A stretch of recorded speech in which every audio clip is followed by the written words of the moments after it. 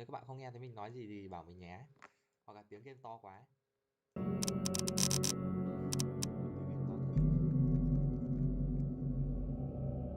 to thật. Ok, bắt đầu nha.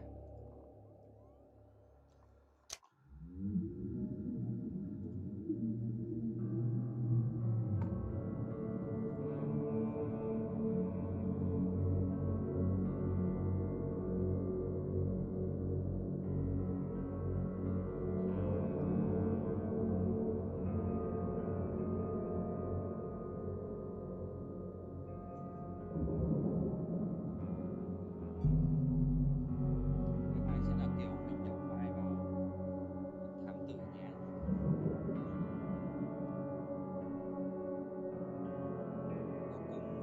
thế giới với lại cái trò con ốc Moon, nhưng mà nó là game khác nhé. Nhà sản xuất với lại giọng Sherlock Holmes.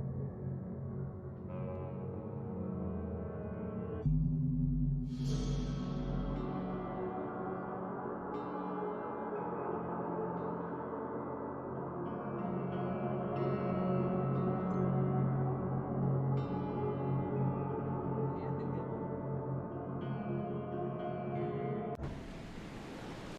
Tiếng game bị bé hay là mic bị bé? Alo.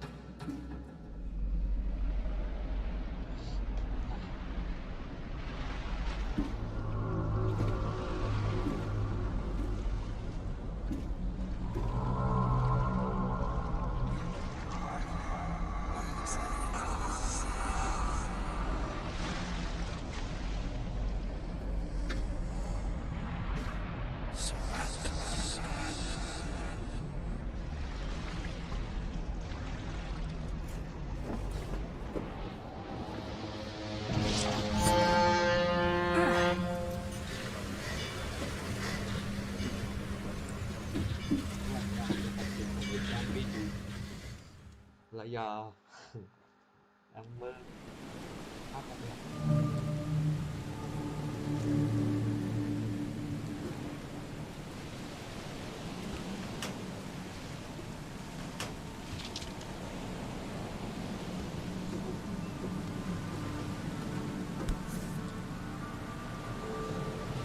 Hope I never have to use it, but something tells me I will.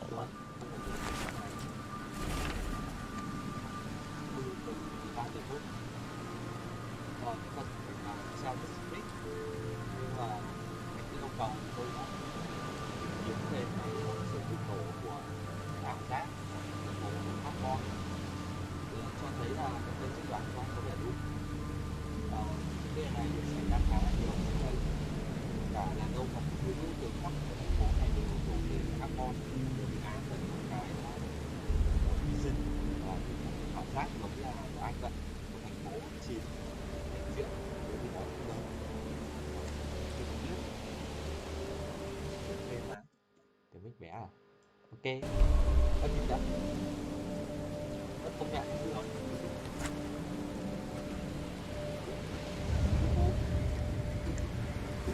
Never trust a tourist advertisement.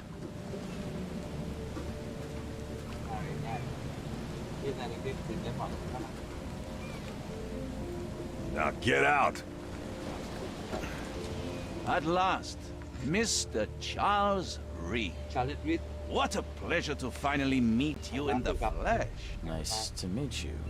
Vui được gặp ông. Johannes van der Berg, Tôi là at Johannes your van der Berg. service. I did promise to meet Tôi đã you hứa the là sẽ moment gặp you ông khi arrived. ông Ah, rời đến. much obliged, Mr. Vanderberg. I guess I didn't expect you to mean so literally. Please call me Johannes. But where are my manners? Welcome to the proud city of Oakmont. Alas, now is not its finest hour, though it is its most important. You said you know someone who can help me with my Bảo là có người có thể giúp đỡ tôi. Ảo giác visions ngày have been càng tồi getting tệ hơn. worse. Such vividness of dreams Giấc is mơ not này uncommon không phải here điều in khó ở đây. Oakmont. By chance, the Vậy man I tôi spoke nói of, tới là Robert Robert Throgmorton, thì is already at the port. ở cảng He rồi. has dedicated a lot of time and effort to Anh ấy investigate đã this dành rất nhiều issue. thời gian và công sức về Alas, vấn đề này. I fear he has a Mà more tôi sợ là anh pressing có một matter vấn on đề his lớn hơn hands. để quan tâm. How can I find Mr. Throckmorton? Don't worry, you can't Đừng miss lo, him. Throckmorton Anh ấy tends to luôn đứng ở stand out from the crowd. tôi hiểu nổi bật so với đám đông. Can you tell me a little about Mr. Throckmorton? A remarkable creature, scion of a robust bloodline, Ấn tượng, a philanthropist, a scholar, khéo, and the patron of the famous Oakmont University. A man of great ambitions and even greater ego. khát vọng lớn. Do not make him wait. Reaching Oakmont is no easy task. Đến đây khá là khó. Most maps Hầu I've hết found những didn't bản đồ mark it, and this tôi tìm rickety thấy packet không ship có đánh is dấu the nước only này. one that sailed Đây là here. con thuyền duy Why nhất is that? đến đây. Oakmont is no ordinary Oakmont place. là một nơi Its unique geographical position and the flood, a recent natural disaster, địa lý đặc make biệt it với nigh bão lũ, impossible một to nơi mà thường reach. xuyên But you made có it, những cái Mr. disaster. I'm sure the Mà anh đã tides đến of đây rồi. fate would have brought you here Chắc one là way vận or mệnh đã another. đem anh tới đây. Thế á, vẫn không nghe thấy giọng á. Giọng thế. I'll need a place to lay my head while I'm here. Tôi Any cần sự recommendations? anh có Fair gợi ý gì enough. không? I've already feathered a nest for Nghe you. là không. There's a room in Có your một cái name at phòng the ở Devil's Devil Reef. Reef Hotel. Here's the Chìa key. khóa của anh đây. Sounds charming. Don't judge a book by its cover, Mr. Reed. Tôi đi. What's the best way to get around Oakmont? I'd like to. Most locals go by foot Ồ, or by hầu hết là boat. đi I've got bộ the hoặc latter là đi sorted thuyền. for you. There's one waiting outside the port. You're too kind, Johannes. Cảm ơn anh nha. Can you steer me towards the Devil's Để dẫn Reef? tôi tới khách Take sạn ấy this luôn map. không? I've marked the hotel Cầm lấy and cái a bản few đồ à? other key places. Other places? Like what? You're a private eye, yes? Well, Tôi đã đánh dấu I've trụ highlighted sở the cảnh police sát, station, cái city ở archive, phố, newspaper, báo, places you'll need to nhà get báo. to the truth. This city is insular, its ways mysterious. Ok. No one will see. Vâng, That's it for now, I think. đúng ạ. Cảm ơn anh nha. Thanks for helping me get my bearings. No, no. The pleasure Tôi was phải cảm ơn mine. anh rồi đúng. Oh, before you go, Trước khi how can I get đi in thì touch with you later? tôi có thể Don't liên lạc worry sau này không? about that. Đừng I'm lo, the tôi kind sẽ là of người man anh who finds you. tìm. Mò. Đây là bản đồ của game này nha. Game khá là rộng. Thế thì mình sẽ đến cảng để tìm ông. Đúng lắm. Ông đã biết về vấn đề của mình.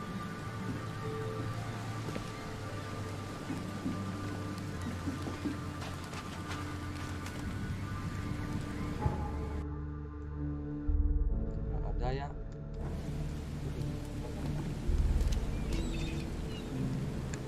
I don't care about your petty excuses. No one leaves the port until my son Không ai is rời found, khỏi and cảng that này cho is khi con trai final. tôi được tìm thấy. Xin lỗi, ông có phải là Robert excuse me. Throckmorton không? I am, but not interested.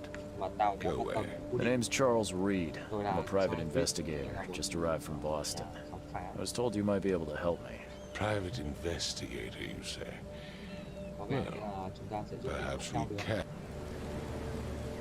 If I may ask, what happened to your son? Why do you care? Ai quan tâm. What's your angle, outsider? Well, like I said, Đó là- PI. Finding people is kind of my Vấn specialty. đề là Is it? Well, Albert was part of a deep-sea expedition I commissioned. This useless fool over here says he found Albert washed ashore in a lifeboat. Says he was barely conscious, out of his mind, talking gibberish in some other language. But he even tried to bite him. And you don't believe him? Complete malarkey. I know my Albert. I raised him strong and smart, the best of his kind. It couldn't have been him. Albert's disappearance is the work of Innsmouthers. Mark my words.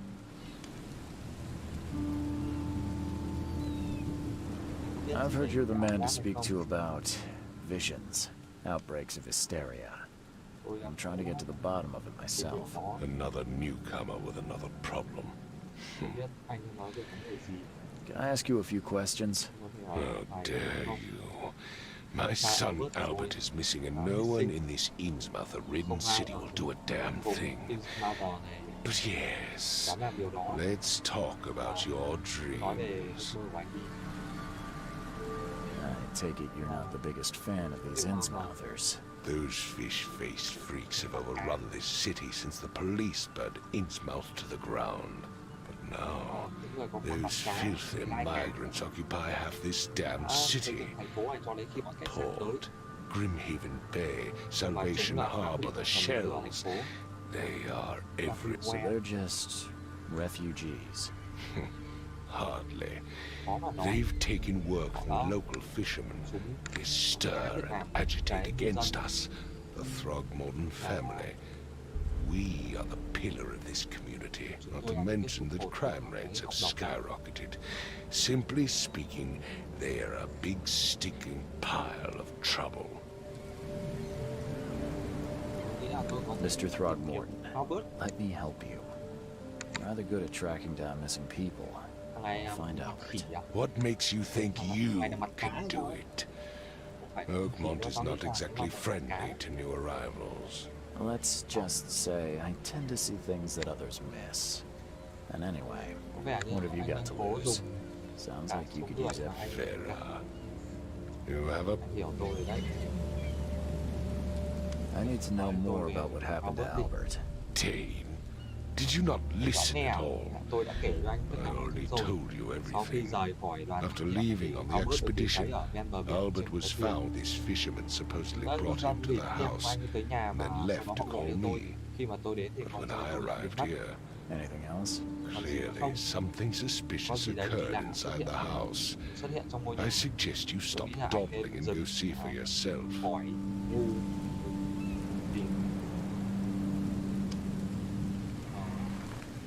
mentioned a lifeboat.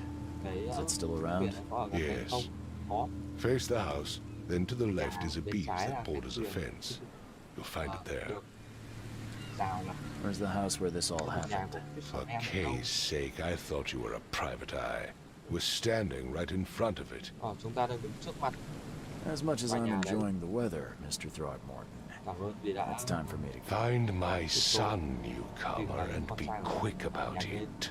I gave you clear instructions, did I not?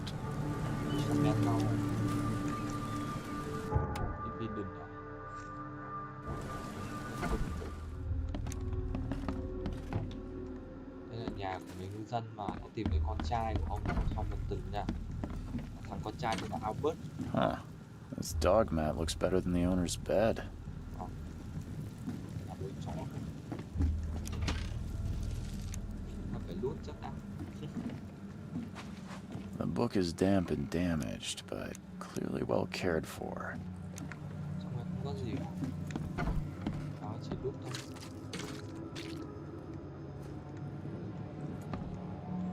Nói lại một tí. Sẽ setting.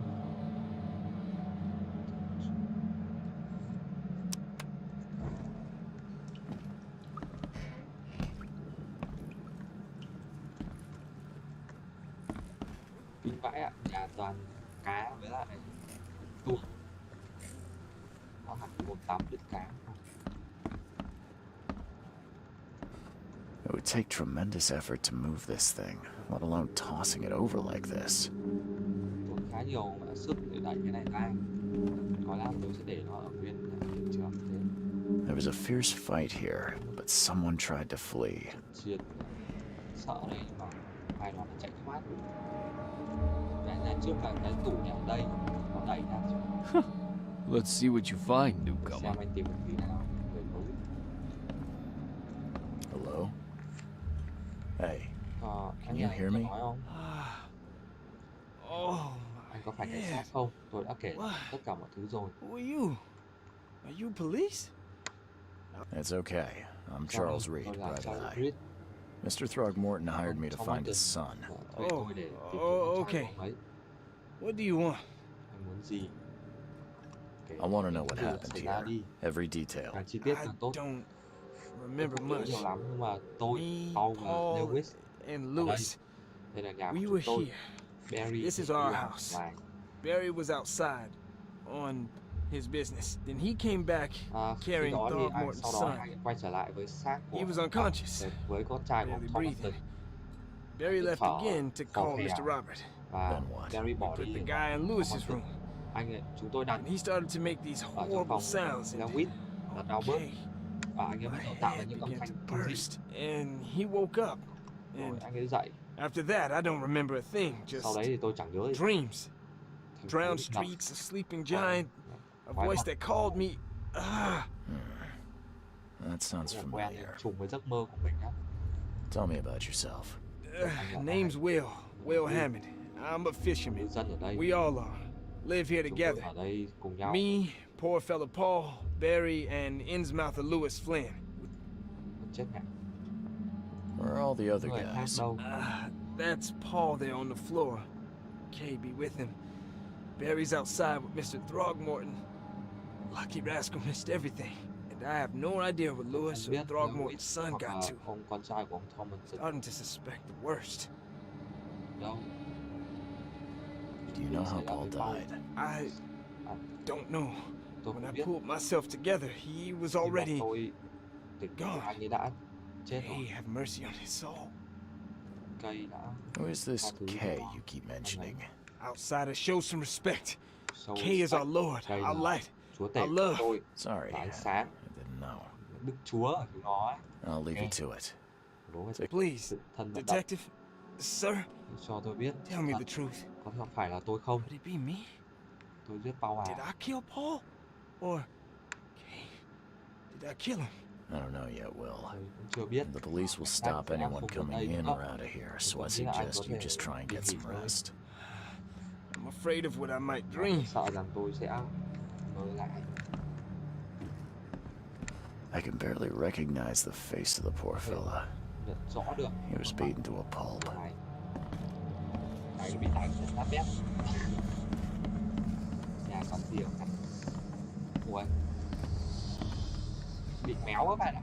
Hình nó bị méo bởi vì 5 cards short of a full house. đánh bài à? Trước Tết đánh bài. I'm surprised they don't have someone's portrait here.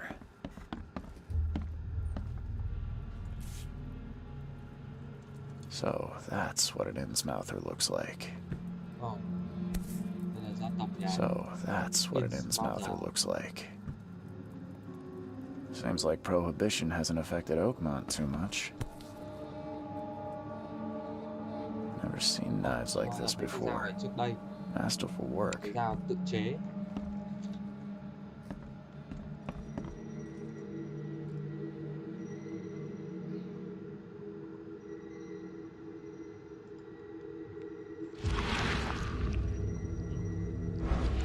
Nhân vật của mình có một cái khả năng là con đây thay đạn à? Có cái khả năng là dùng cái mẹ phương pháp âm dương này để nhìn ra mẹ thế giới.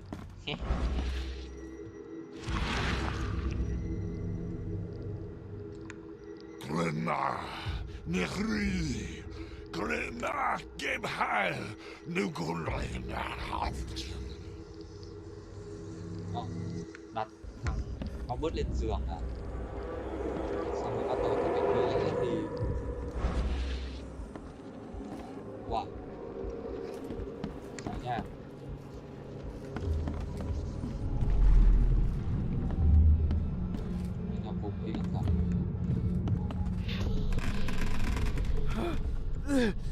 Ah!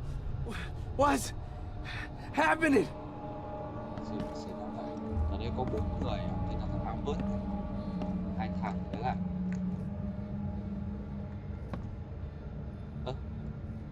thằng này đéo có mũi. Đây là Lord Voldemort, cá béo. Đúng rồi, thằng này đéo có mũi.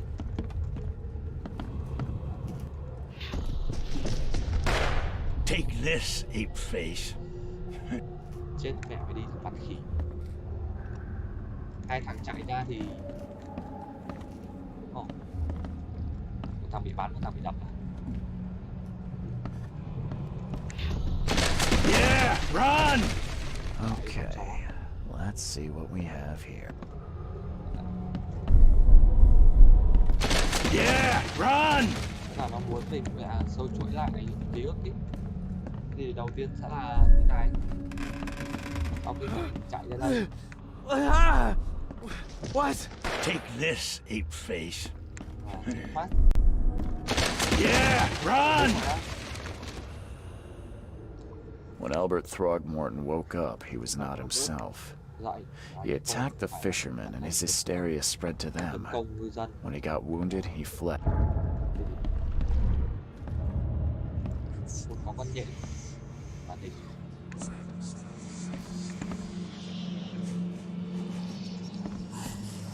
Điện sao thì...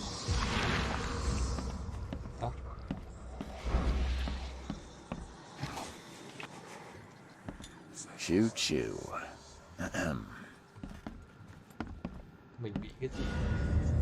Ôn evidence đã có tất cả bằng chứng rồi. Head. I'm still here.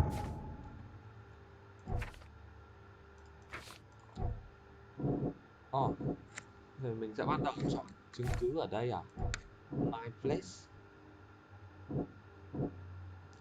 Đầu tiên là Albert trở về nhà này. Tấn công. Đúng không? Albert đang gặp nguy hiểm.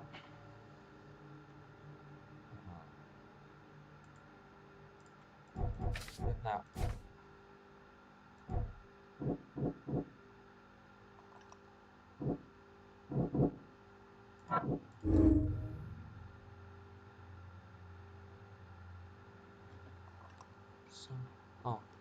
Albert lại lây bệnh cho bọn bên cạnh không?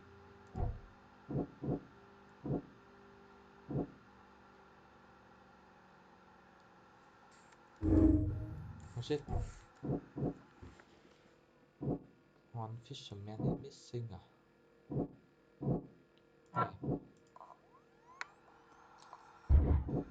Không được à?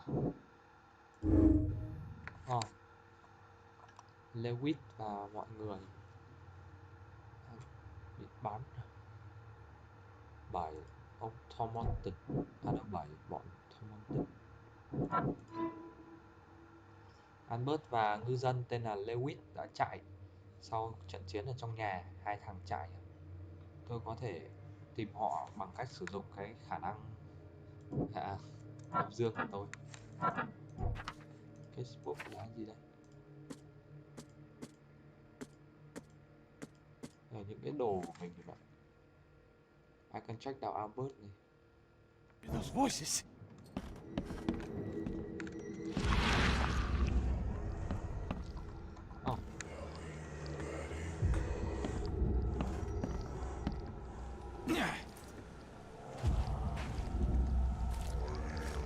Và đây là Albert.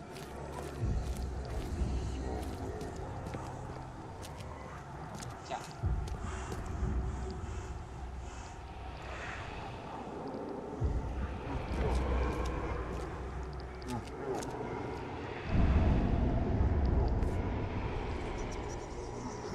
So the fishermen pursued Albert, even let off a few shots.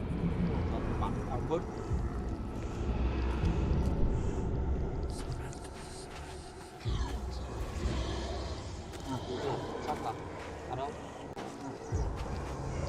Even though Albert was wounded, he managed to climb that high. Robert wasn't exaggerating when he said he raised him strong.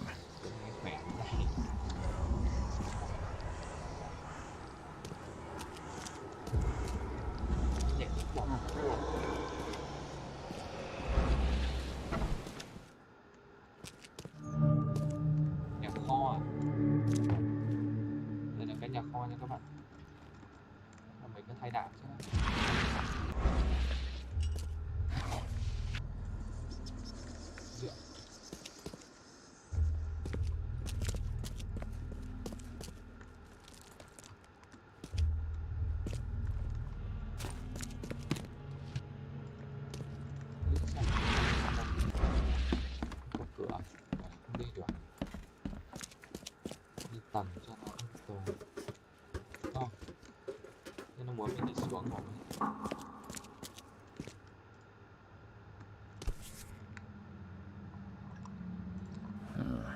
There's something in the Gì đó pocket. trong cái quần áo. Một bức thư máu. Lewis, hãy cho tôi thêm một tuần. Tôi biết là tôi nợ anh, nhưng mà tôi cũng đang như mọi người vậy. Tôi chưa có đủ khả năng để chạy cái quán bar này cả, nhưng mà đừng lo, tôi đã có một cái deal với người ở đây và sẽ có cơ hội tôi sẽ trả lại anh gấp đôi lãi. Nợ The blood is fresh.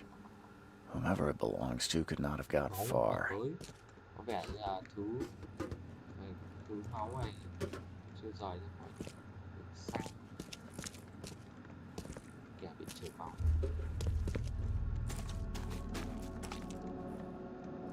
Nhà thang, nó thông cái chỗ này à?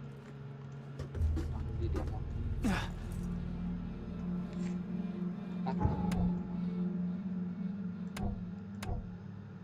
Tắt lốc có thể bị đánh, có thể đập vỡ.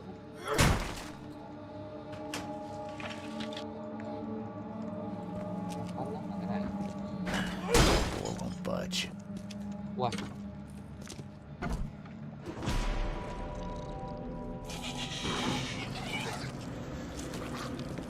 Ui, nó đá. Con này là con cặc. Kinh vãi. Nó có mỗi tay các bạn ạ. Nó chạy vào cả tay và chân ý. Ui. Thằng này One fatal round through the forehead. một viên xuyên đầu. That's no accident. Vẻ This was là deliberate. chúng có chủ đích, chứ không phải là vô tình.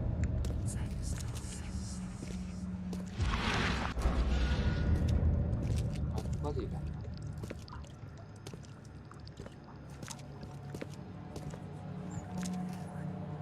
One fatal round through the forehead. That's no accident. This was deliberate. Thằng này nó nợ một người ở quán cay, xong rồi người ấy bắn nó chỉ đến bắn thôi.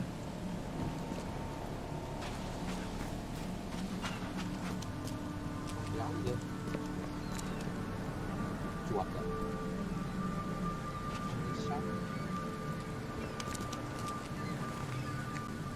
Trai vừa bị giết. Mr. Throgmorton, I'm afraid I have bad news. No. Yeah, Đâu I found your son in the basement of a nearby warehouse. mẹ nhà anh đã bị Sorry. giết và cái xác bị giấu He đi. was murdered.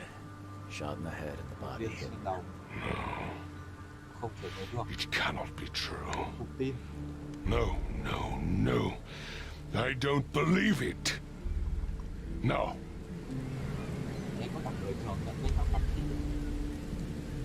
My condolences, Mr. Throgmorton. I had hoped for a happier outcome. Your condolences will not bring him back.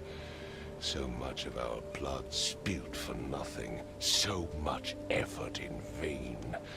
My poor Albert. Tell me you know who did it.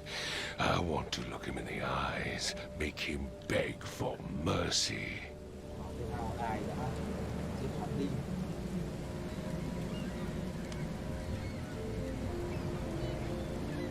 Chưa rõ. I don't know exactly. Tôi chưa chắc I have some suspects, but I need to investigate further. tìm hiểu What thêm. kind of private eye are you? A thorough one. When I find him, I'll tell you. Fine. No one leaves the port Không ai được until rời khỏi then. cả. Ông ấy Find bảo me về that tay to. Vẻ là tay to nha. Thế thì tao nghĩ là nó nợ người ở quán bar. Có những trái rượu.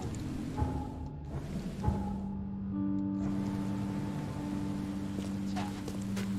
Nghĩ là tao đi đến quán bar. Ăn dầu quán bar. Ăn đây này. Quán bar ăn dầu. Chỗ ấy kín vãi.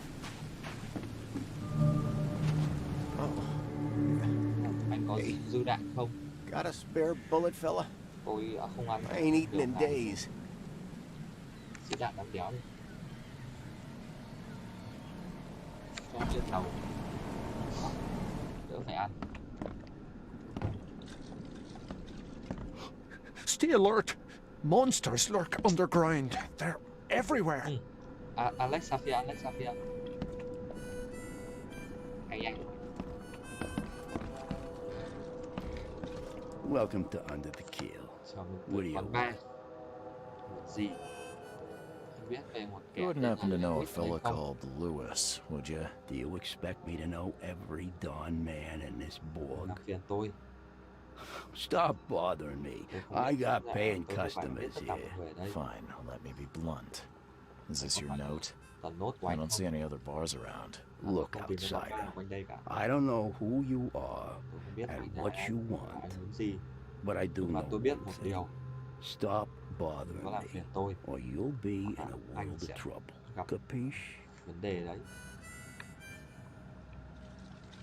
I've seen some unsettling creatures nhiều around, cái sinh vật like kỳ lạ nothing gần I've đây. ever encountered. Thứ mà tôi chưa từng gặp. What are they?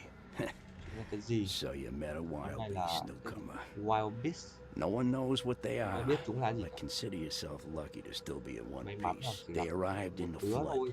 Chúng đến Some từ say cơn they lũ. come from the sea. Một số thì nói là chúng Others đến từ they biển. are Kay's Cũng punishment for và us. vài người lại cho rằng đấy là sự trừng And phạt của what do Chúa you Tây. say? If it bleeds, you can kill it. Nếu mà nó Keep chảy your máu gun thì handy. có thể giết nó luôn. And if you want to Còn erase những the súng memory, trên tay, I sell a perfect cure right nếu anh here. muốn nhận tẩy não thì tôi có thuốc. Better to be a coward and live Và than nó brave rằng and dead. thà hèn và sống Unless hơn you're a là newcomer. anh dũng và chết. Bye.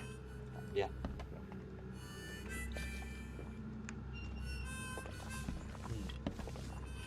You want a drink? What the? Get the. Oh.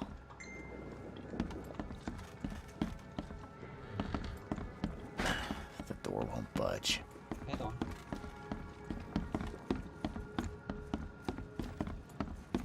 Từ từ. Con này được không?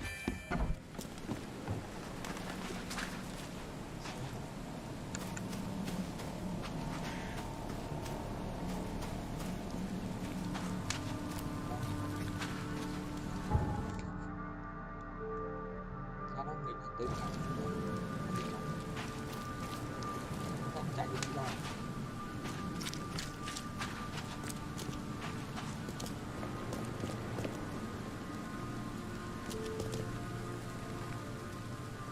Mr. What? Some... You've seen... I've come... Yeah. Tried to... Và nó cũng hỏi ông này về những cái sự Bye. vật.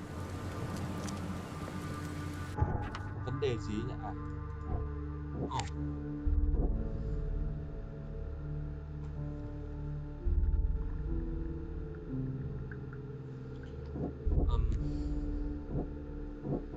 Đây là trong suy nghĩ của mình, chủ quán bar thì nợ Lewis, là chủ nợ của Lewis. Albert chạy khi mà bị thương. Lewis bắn Albert. Đúng rồi. Lewis là thằng giết Albert mà.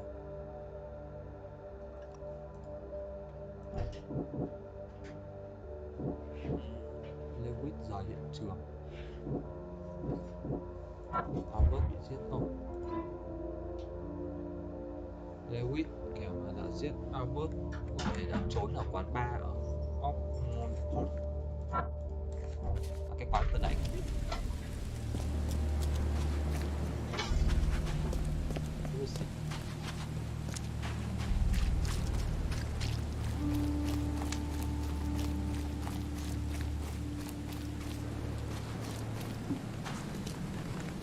Có cutscene thế này.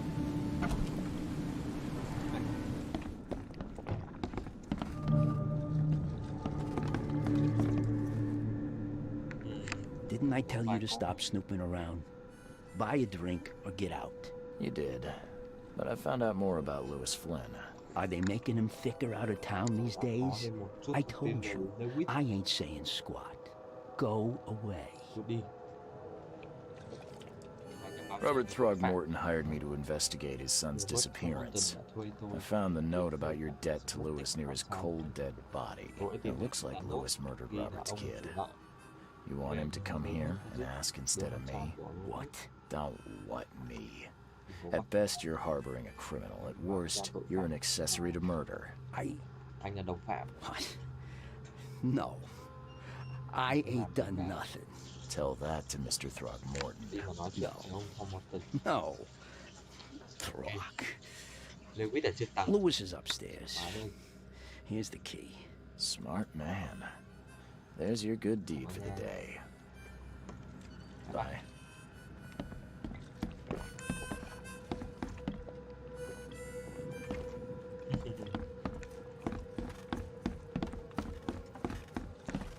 What the? Get them! Oh! Nhà này chẳng có cái gì cả biết.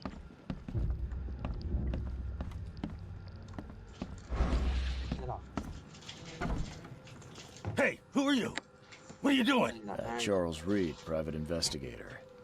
Mr. Throgmorton hired me to find his son Albert, so I think you know why I'm Tôi nghĩ here. là anh Throck. sao tôi ở đây? That darn bartender. Thằng chó mà It was all that crazy ape's fault. You hear me? Calm down. I only want to speak for now. But no, if you reach for your gun, you'll hit the floor faster than you can say poetic justice. I got nothing to hide. Nói chính xác. Start at the beginning. What happened? We were in our house, me, Paul, and Đang Will. ở nhà. Barry'd gone to the sea. So I told him that it would only bring bad luck. If he'd listened to me, we'd all still be alive. Come on, Lewis. Focus. Right. Well, Barry dragged that damn ape to our house. He was bragging about how much Mr. Throgmorton would give us for saving his son. But that ape, he was out cold.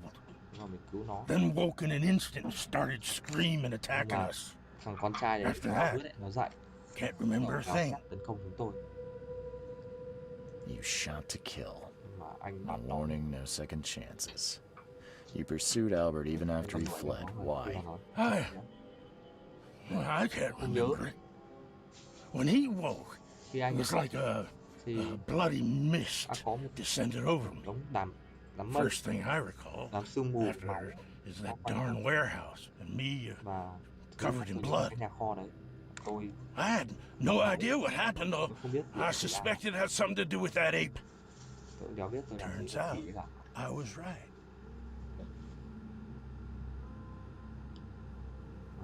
Và anh có vẻ cũng cố tình.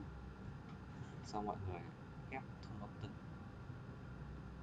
The things you did to Albert don't look like a bloody rage. A fatal shot to the head, a hidden body. One might start to wonder if it was deliberate. I don't know what to say. Không biết. I wasn't myself. I hear there's a bit of a feud between the Innsmouthers and the Throgmortons. Tom Morton Care to fill me in? Those apes hated us from the moment we arrived in Oakmont. Ờ, Our home was destroyed. We just needed a place to stay. The Blackwood Grand family sheltered us, but others were not as hospitable. bảo kê We needed jobs, food, and medicine. nhưng mà bọn khác The city denied it all. And so, We had to fight for every crumb of bread. một từng mẫu. And those Throgmortons in their high castle only made our life harder, always conspiring behind our backs, always setting people against Của us. Venus I'd love to see them suffer là like quay we lưng của chúng suffered. tôi. Tôi phải khiến chúng nó chịu đựng những thứ mà tôi phải chịu. you mentioned a grand family. What do you mean? Grand Family So you're a có vẻ anh newcomer, mới huh? đến. Explains a lot. Yeah, a newcomer with a gun. Khẩu súng. Answer the question. Okay. People here are crazy about bloodlines and tradition and reputation. The head honchos of Oakmont are called the Grand Families. There's the Carpenters, who control most of the city's underworld, the Blackwoods, who share kin with Innsmouthers through the Marsh family. And let me guess, the Throgmortons. Right, those filthy apes. Đúng rồi, lũ khỉ đó. Now that most of the Blackwoods Bây are giờ gone, phần lớn there's nobody left to đã mất. protect us Innsmouthers. Không còn ai có thể bảo vệ Innsmouth rồi. Là hai gia tộc thì bọn mặt cá chúng nó bảo vệ nhau bởi Grand gì đấy, còn Tom Morton thì cố gắng giết Sao anh lại nhìn như thế What này? kind of... why do Tức là you... mặt anh. Your face, it's, Oh, so you're here to attack me just because I look different to you? Wanna spit on me, anh ở whisper đây to để your friends? tấn công tôi vì nhìn What's khác á. new? no, I'm sorry. I didn't know how to ask. I've just Tôi không có ý. never met someone like you before. I didn't mean any offense. Innsmouther's bodies were blessed by the Có thể sea. ở nhà Insmother được. You're gonna see a lot of Ủng hộ us ở here, dòng nước. so you better get over it. Thấy rất nhiều người như We are chúng tôi proud of who chúng we tôi tự are. hào I think I've got all I về need. bản thân mình. Please, Mr. Reed, don't tell Throgmorton about me. I know I'm in no position to ask. Nói cho Thormonton I didn't want to do whatever it is I did. Honest, have mercy, please. làm thứ mà tôi đã làm. I have a family. Tôi còn gia đình, Without me, they'll starve. không có tôi thì họ sẽ chết đói. Ồ, giờ sao? Mà nó giết thằng kia mà. This is not exactly cut and dry. Nếu bao I che need nha. some time to Nó nghĩ think. là nếu ta Perhaps I can offer something to grease your grinds. I still have a few bullets on me. một ít đạn. Sao lại cho mình đạn? You think you're the first person to offer me a bribe? Please, Mr. Reed. Now, don't try my patience further, Mr. Flynn.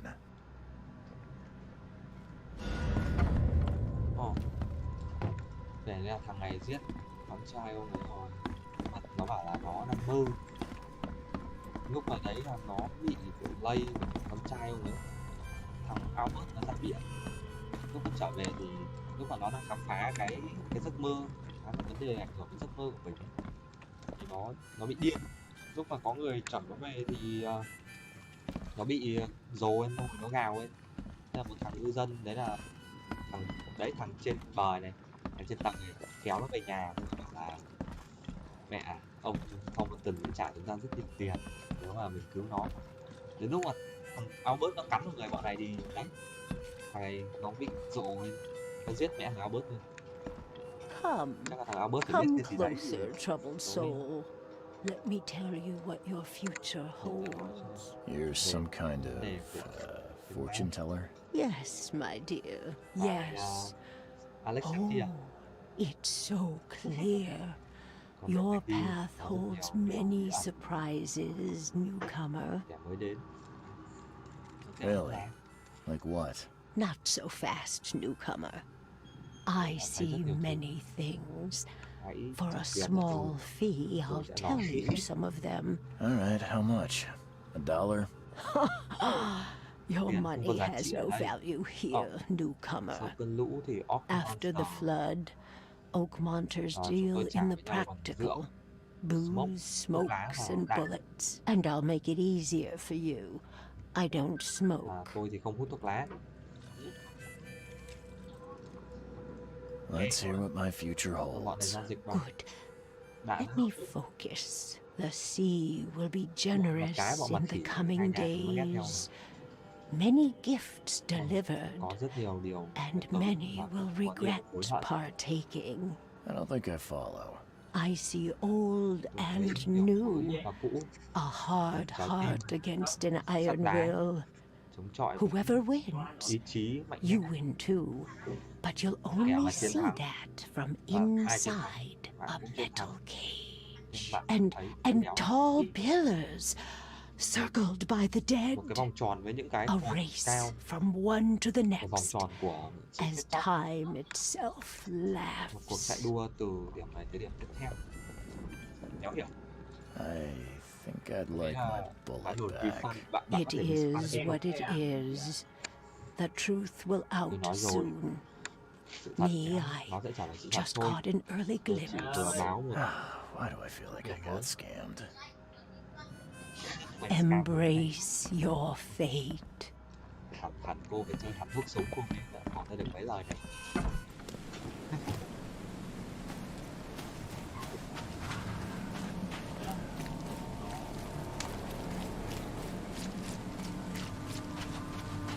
Là như là bị có báo của ngày không? Đây. Bây giờ có báo của ngày không biết thằng đấy không? Nếu là tao thì tao sẽ theo nha. nó sẽ báo ông này luôn, bởi vì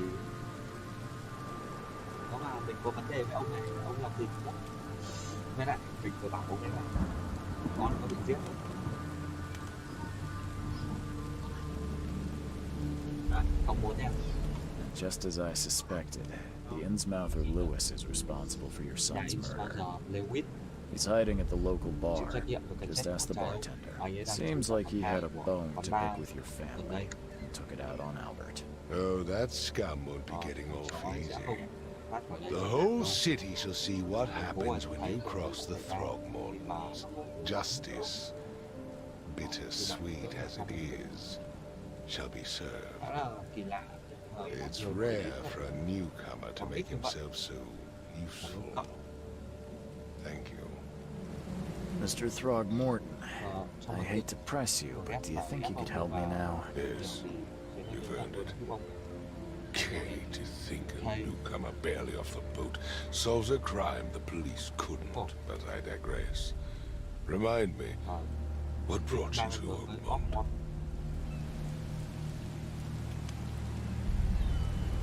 Cố tìm nguồn gốc của cái khảo sát. Tôi đang khám phá ra cái tinh thần, cái vấn đề về tinh thần như này. I think I'm going mad, Mr. Throgmorton. I see things, visions, and I needed to stop. I was drawn here or guided or I don't know. But I believe the source of this madness is here, in Oakmont. You're not wrong, Mr. Reed. An inexplicable hysteria spread through Oakmont after the flood. I funded an expedition to explore recent geological activity that may be responsible.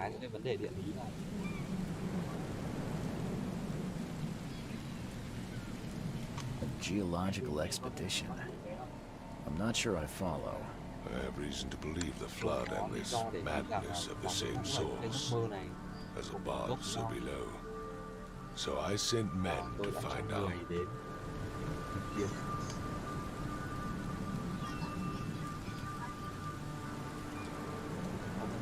Cái liên kết nào giữa Vision với lại sự lúc ấy chưa đến tối là lúc mà không có người ta con mà anh tôi nghĩ là trong cái lúc này là không hẳn mà là tin ảnh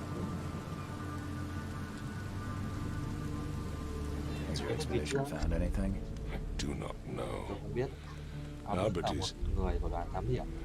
Albert Tao cũng was part of it. mà nó Albert tìm thấy His cái gì? passing cannot be Sao anh ấy coincidence. lại ở một mình trên cảng? Why was he Người alone khác at the đâu? port? And where Thám are hiểm. the others? Nhưng mà nó tìm thấy cái gì đấy. Do you think your son was killed because the expedition uncovered something? Is it so hard to believe? I had no news for a week that Albert, the only one I could trust, Tôi chỉ tìm was Albert. ashore and is killed. It does sound suspicious. Mr. Reed, I want you to find out what's going on. I expect you're as interested in the expedition's results as I am. If I'm going to look into this, I'll need to know more. Where should I start? I'll give you the address of the expedition's headquarters and a key. That's all you can tell me? Let me be clear, Reed. You do not speak to me like that again. I'm sorry, Mr. Throgmorton. I just meant the more I know, the better. I am a busy man. I funded the research but left all preparations to Professor Doe and Albert. When you've finished, come see me at the Throgmorton family manor. It's in Old Grove. Here, I'll show you. About my expenses. They will be reimbursed after you complete your task. And of course, you've earned some compensation for your work here at the port. I'll also include a fair advance in bullets. Bullets? The dollar lost its use here, Mr. Reed. After the flood, Oakmont returned to bartering. Bullets mean more than bills.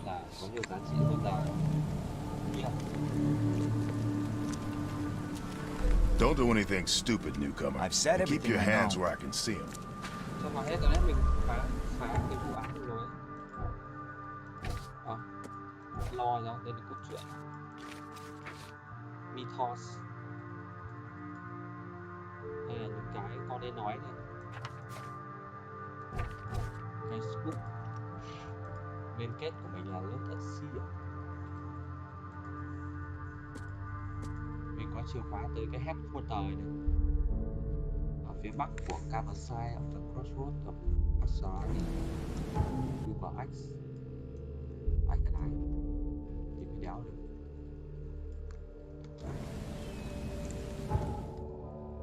Chắc là cứ ra đây trước đã. Đây có cái thuyền này.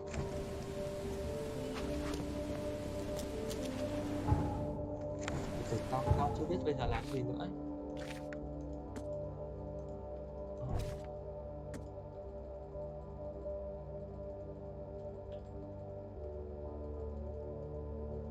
Ở phía nam à đâu, phía đông của Oak Grove.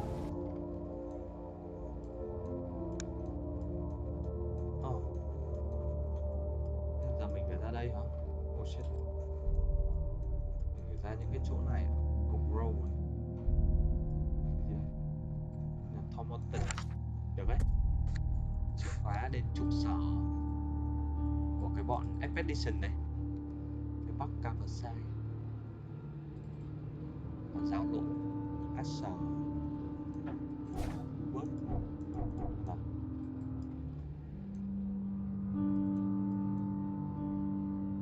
Trời ơi.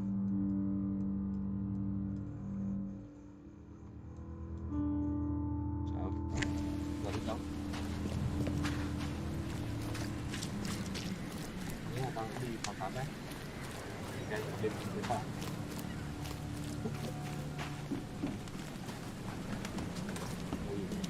You look familiar, but old Billy hasn't seen you around. Rồi đi đâu?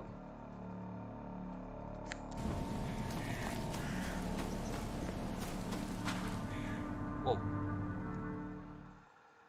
Oh shit. Cutscene này.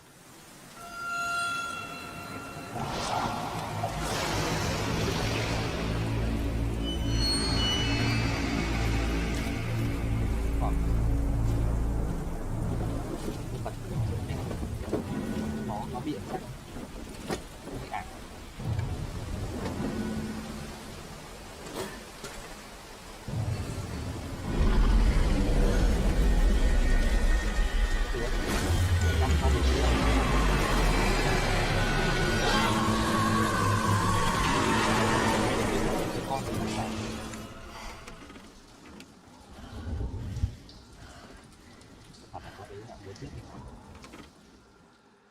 Mình vừa mơ dậy các bạn.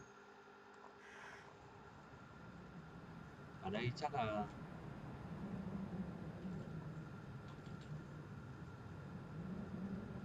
mình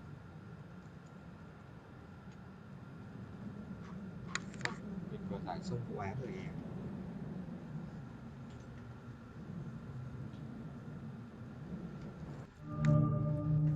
Cái gì? Ở đâu ấy? Devil's Hotel ạ. Cái khách sạn mà đầu tiên thằng Jonah than bước nó cho mình chìa khóa mà.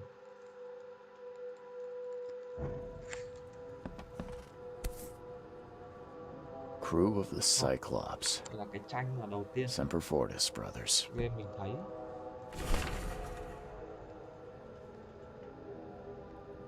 Đây là từ điển. À đây là nhật ký của mình hả? Mình không nhớ gì. Thứ gì đã nhấn chìm đoàn tàu. Thủy thủ của đoàn tàu USS Cyclops. Tôi chỉ nhớ tiếng gào thét, nước tràn vào thuyền, cơn đau đầu. Tôi thấy bản thân mình trôi nổi. Cái mảnh thuyền ở đấy giúp tôi sống sót và dạt vào bờ. Rồi, cái thuyền đến lúc mình dậy đầu game đó.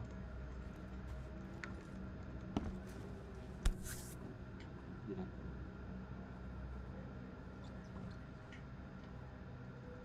One that we see or seen, just a dream.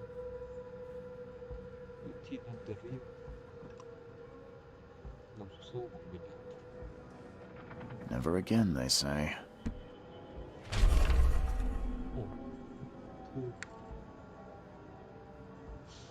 Thưa ông Reed thì tôi đã hiểu được là ông đã ông đã tìm được kẻ giết người ở cảng.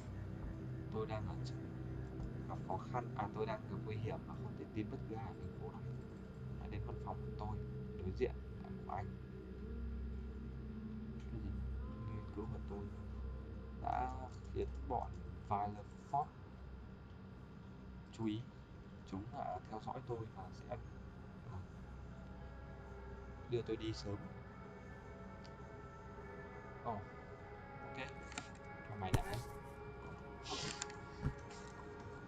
nhà mày đó. Ui, nhà thật có đống đồ các bạn ạ. Hay nha. Bên mình có cả quần áo, thay quần áo các bạn.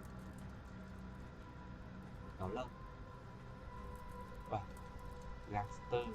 Ngầu ấy chứ. They wear Fisherman.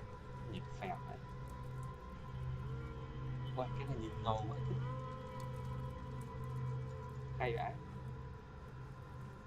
Đéo rồi đấy. Xăm trổ. Cây nè. Súng kẹp vào nách. Đây mình sẽ là áo gió. Binh.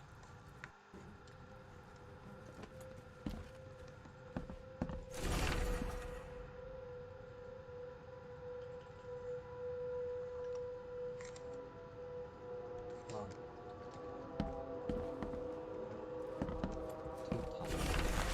Thư vậy. Giờ ăn nhiều bước rồi. Ông Reed. Anh đã cái gì? Anh đã quá sức khi mà giúp đỡ ông Thornton. Wow.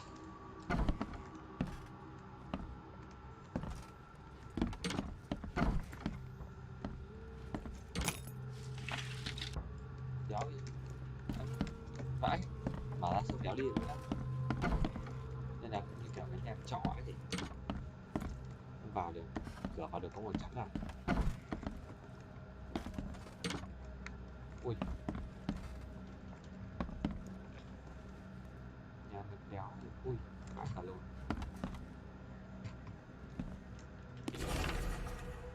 Tôi đã tôi đã đóng ván vào các cửa sổ và khóa các cửa rồi.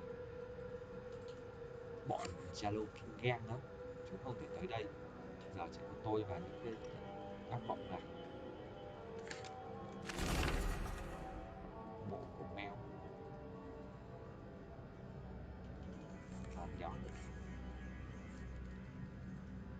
gì đấy.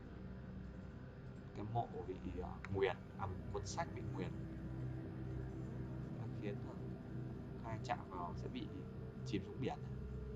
Người đọc cuốn sách này đứng ở trên một con tàu bị nguyền đã bị chìm vào trong sương mù. Những người chạm vào nó thấy nó được chạm vào thì bị điên hoặc là biến mất. Một Bewitched Stone để tới nha. Và cái thằng chủ trọ ở đây nó bị nguyền nữa rồi đấy.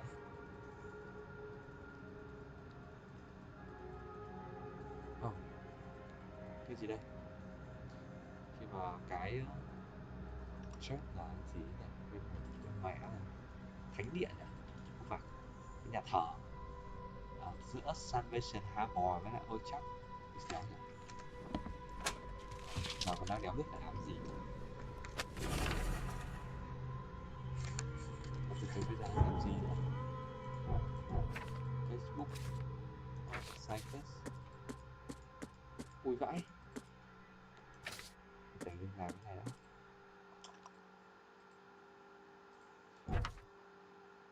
đó. Cái nốt này ở đây này. Thornton cho tôi cái chìa khóa. Ở phía bắc Caverside. Caverside là gì? Caverside thế. Hồi đầu tôi nhìn cái này nó là cái gì? Nó là Caverside. Phía bắc Caverside.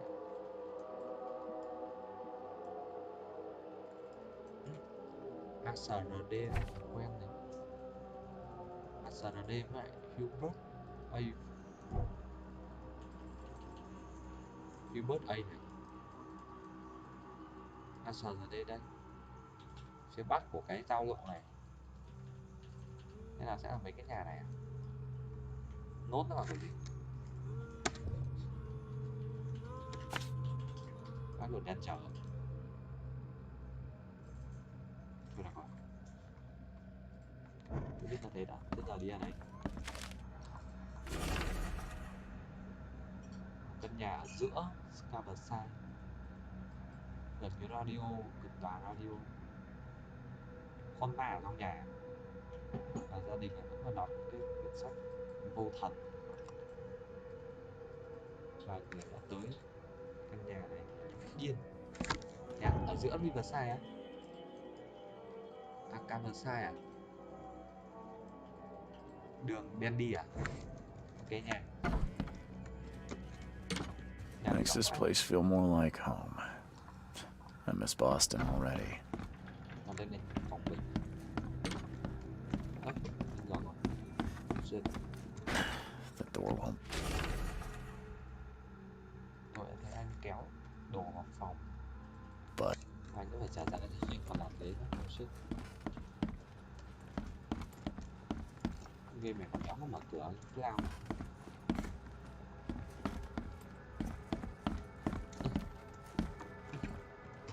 Cửa có tay cầm thì không vào được à?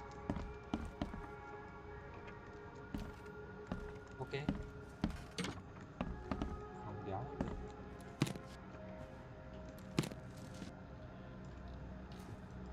Lúc toàn rượu đã. Trò này nó hơi rộng quá thì phải. Đạn đấy. Quá.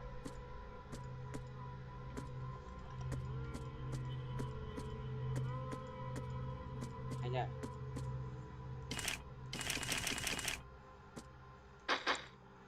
Đấy, mắc rồi.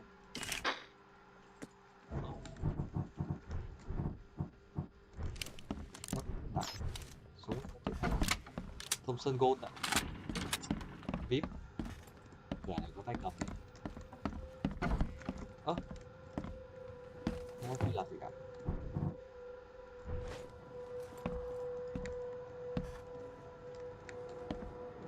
Tôi kéo đi đây.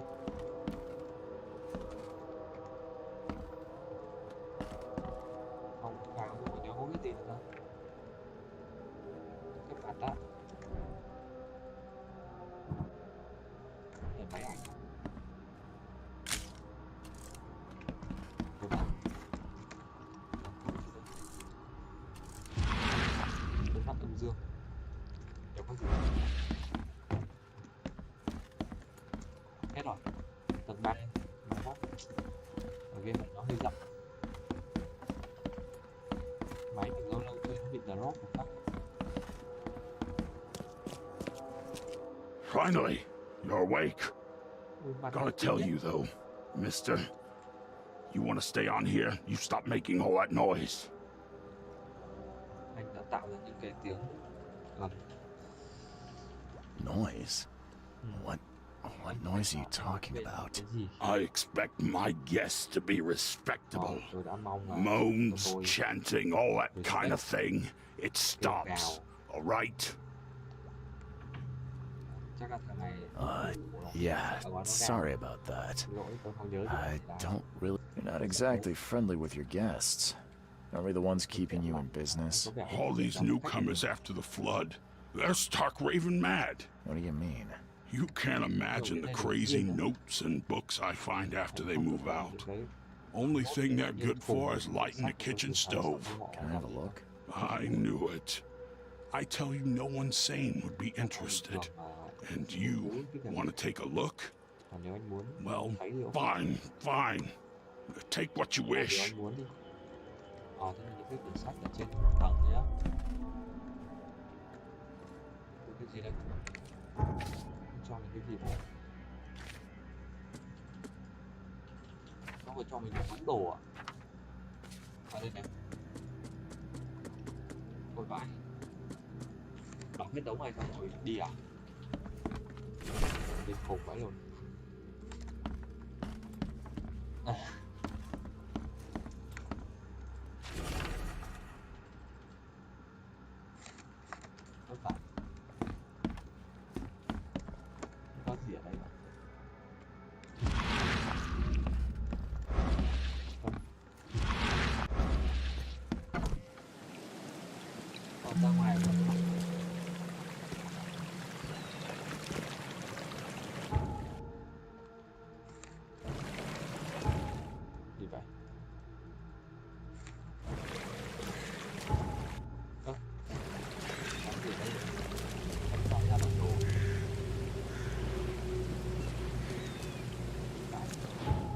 muốn đi ra cái chỗ này.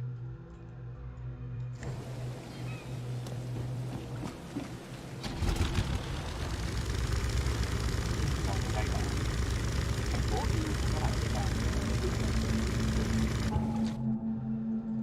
sẽ phải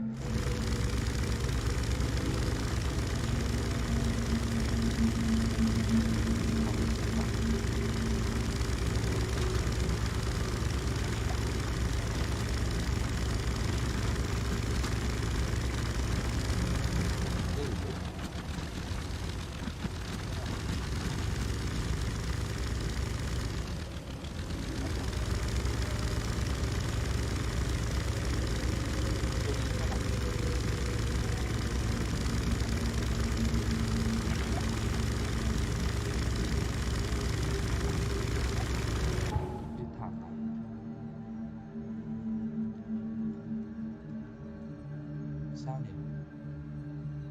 Đi kiểu gì nhỉ?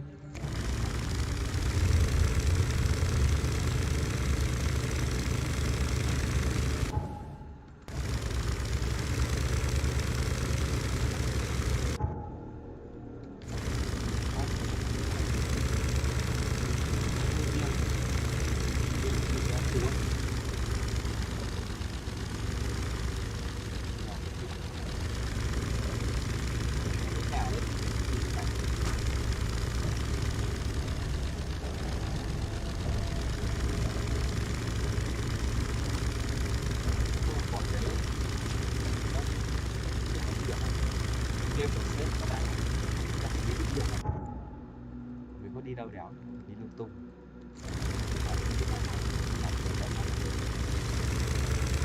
Ấn sức để tăng.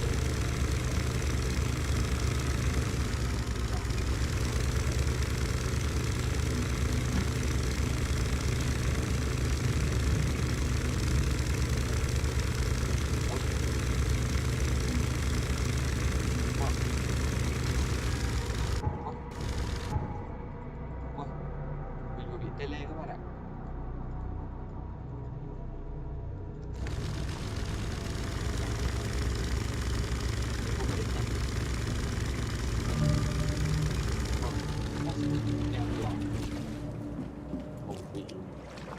Vậy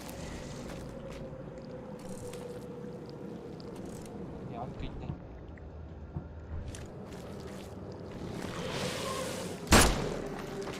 Bắn đéo chết đấy. Máu cua luôn. Đây luôn. Tôi nó cắn nó mẹ nửa máu này. Rồi sao rồi sao?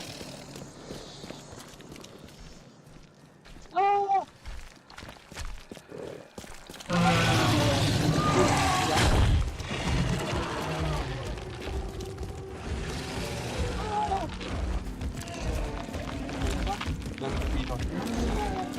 Cái tay này.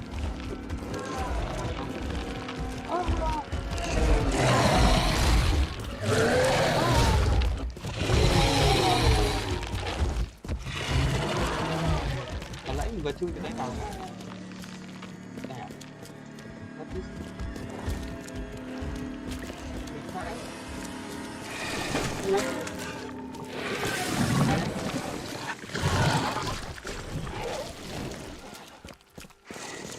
Fuck this shit, I'm out.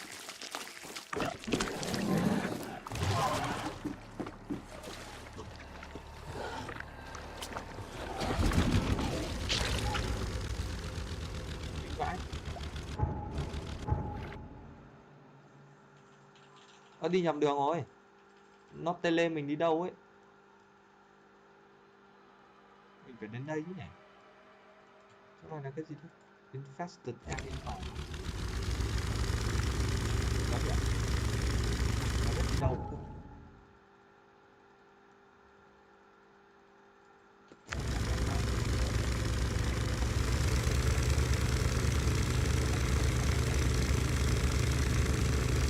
Lát trước có hơi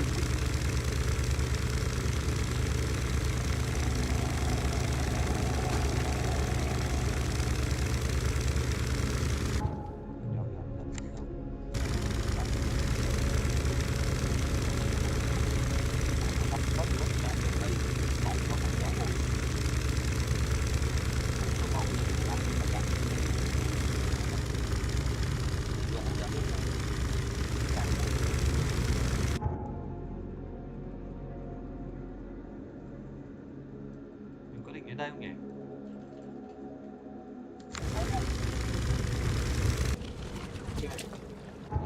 Mình muốn đi thẳng rẽ phải.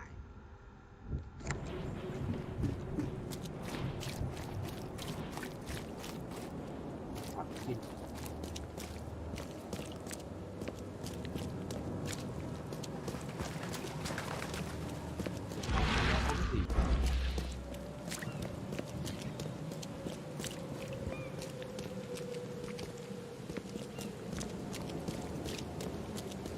Thấy mình đang một cái nhà nhỏ nhà đâu.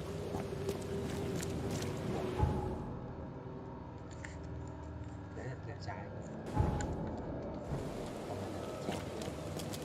Wow. Xịn.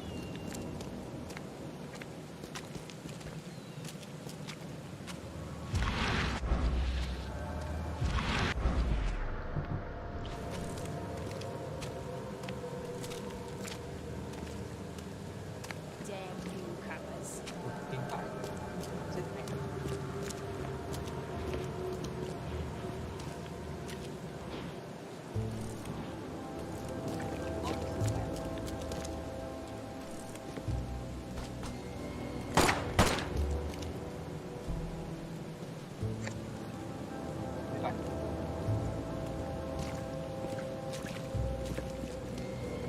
Chết mèo.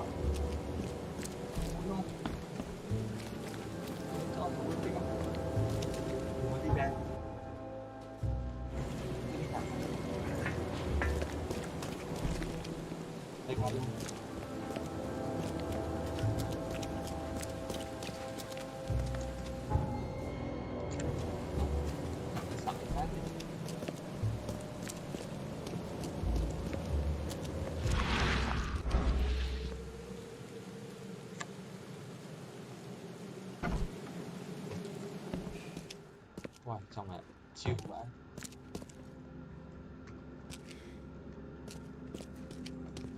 Hello, officer. Well, look who finally decided to show up. If it ain't Charles Reed, the genius that cracked the case of Albert Throgmorton, Captain Caleb Lyons at your service. What can we simpletons do to assist you, Mr. Holmes?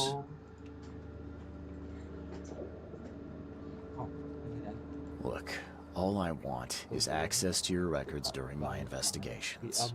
Otherwise, I'll keep out of your way. Oh, that's all you want, is it?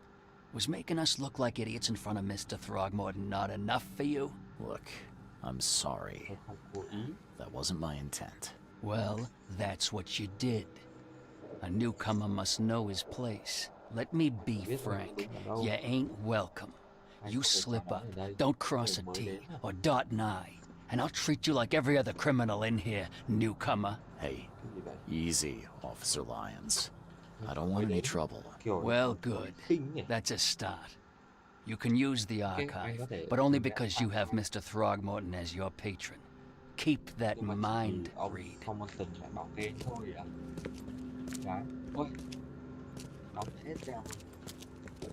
Ôi, đây là đi tù các bạn ạ. Mình rất thích. Hay đấy.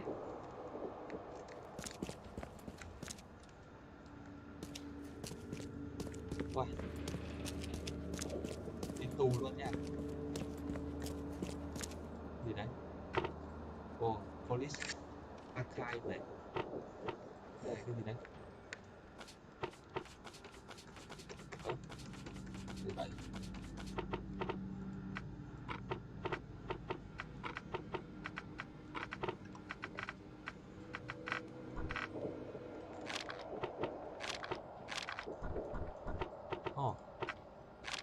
Trò này nó nặng với pha án lại cả đá luôn.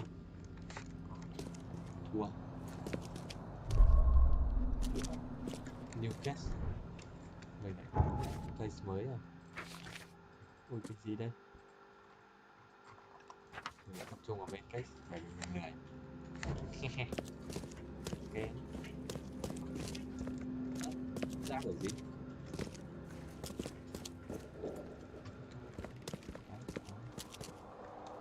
Ra của tí các bạn nhỉ? Đó. Là tao muốn làm cái bên kết các bạn, cái sàn kết của tàu của bọn bị phá. No photographs, do you hear me? Tấm bố mày. Ôi, nó định đóng mình đặt. Đó này. Đặt đến gì đấy chút.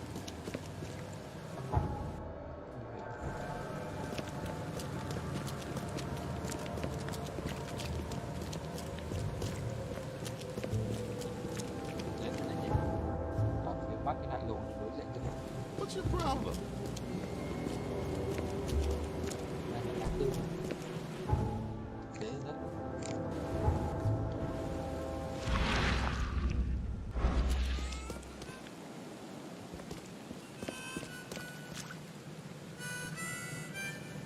Wow. Hay nha.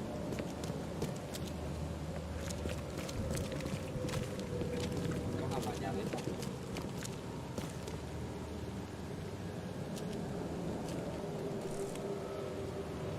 Mặt khỉ á, mặt cái, cái mặt cái này nó có mũi.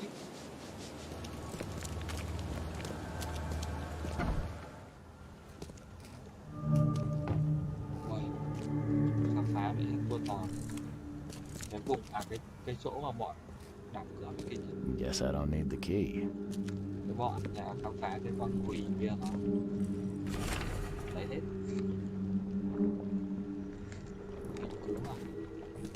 Nguy hiểm của việc đã lặn.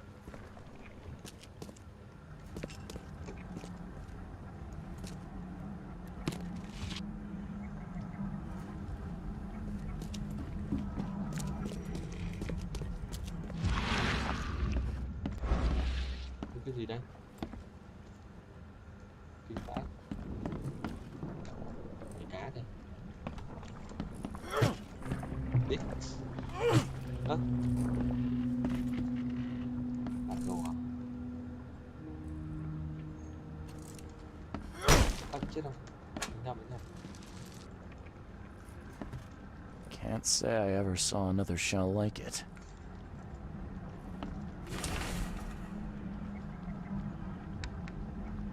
Viêm dị vào này. Đáng hiểu cái gì. Ui, nhà này bị thủng tôi không nghe không. Nhà được kiểu có nghĩa là cái bọn khám phá chết mẹ hết rồi.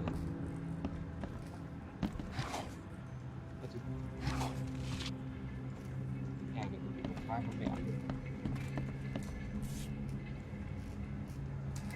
These samples glitter in a weird way. I wonder where they came from. Map of Cape Cod. It looks like there was something here, but it's been erased. Thứ gì đấy ở đây nhưng mà nó bị xé đi. Lại không. Ra bắn déo đi. Lỗ mà. Ơ. Màn hình của nó bị làm sao ấy. À đây là đường đẩy không? Ở dưới là đường.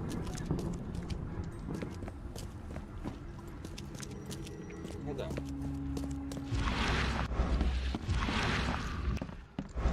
Mình có một cái chìa khóa ở đây mà. Ông ấy cho mình cái chìa khóa. Mình mở cái gì? Oh shit.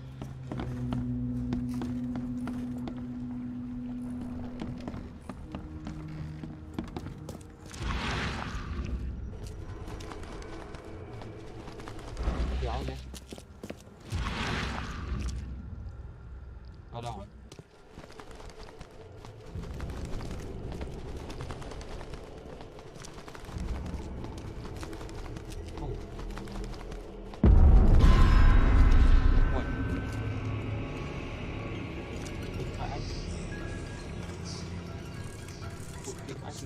Lên lại.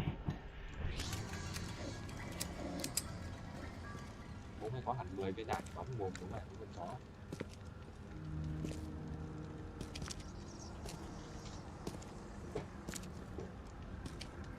Happy đã, thế nghỉ đã.